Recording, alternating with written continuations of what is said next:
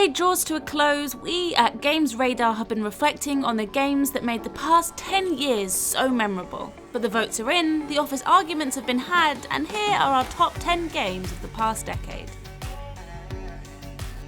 It's rare that an indie game manages to rise above the parapet of AAA blockbusters to make it onto a list like this.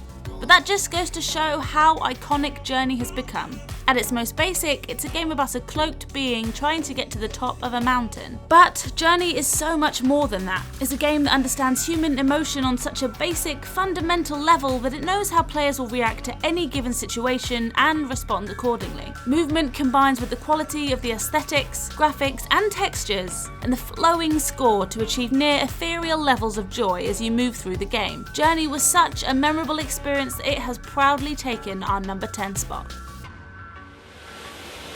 2011 saw the release of Skyrim, which struck the perfect balance between condensing the clunkier aspects of its predecessor Oblivion and expanding the game world and opportunities outward, pushing the limits of the game's creation engine, often with fairly interesting results.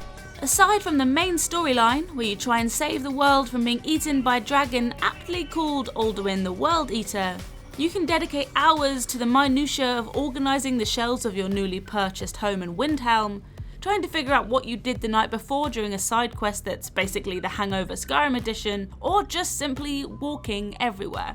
It's one of the best RPGs of all time, and that's why it's number 9 on our list.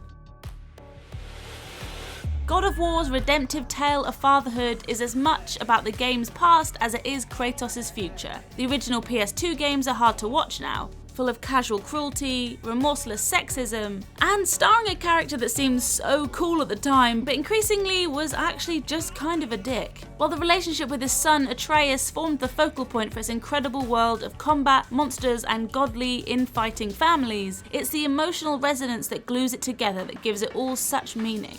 The journey of redemption is as much for the game as it is for its formerly monstrous mass murdering star. It's hard to sum up how much of a behemoth Rockstar produced with Grand Theft Auto V. As alongside an explosive storyline featuring 3 disparate protagonists carrying out increasingly elaborate heists, they also created an entire living, breathing world you could fully immerse yourself in for hundreds of hours. This is borne out by the success of GTA Online, which remains massively popular more than 6 years after its initial release, and now includes entire criminal empires for players to run for virtual profits. In at number 6, it's Mass Effect 2, a rare example of a sequel outshining its predecessor. But what an example. With one of the most impactful opening scenes, Shepard and the Mass Effect series were spectacularly reborn. The high stakes of the all-famous suicide mission really makes you care about your companions. And the return of the Paragon and Renegade system, which puts you in charge of whether you want your Shepard to be the no-nonsense get-things-done commander or the diplomatic, compassionate leader, makes it the perfect way to be the hero of your very own space adventure. Brilliantly written and endlessly memorable, Mass Effect 2 is truly what every sequel should aim to be. Taken on its own, The Legend of Zelda Breath of the Wild was a marvel.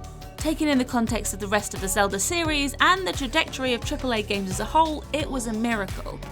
The Legend of Zelda Breath of the Wild gleefully broke almost every convention that had defined the last 2.5 decades of Zelda games, ending the do dungeon, get item, do dungeon cycle, and even getting rid of bottles.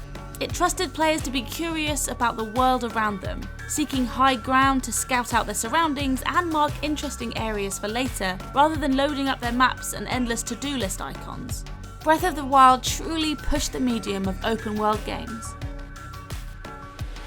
By the time Red Dead Redemption rolled around, Rockstar had tackled modern crime, private education, and table tennis, leaving few certain of what the studio's take on the Western might look like.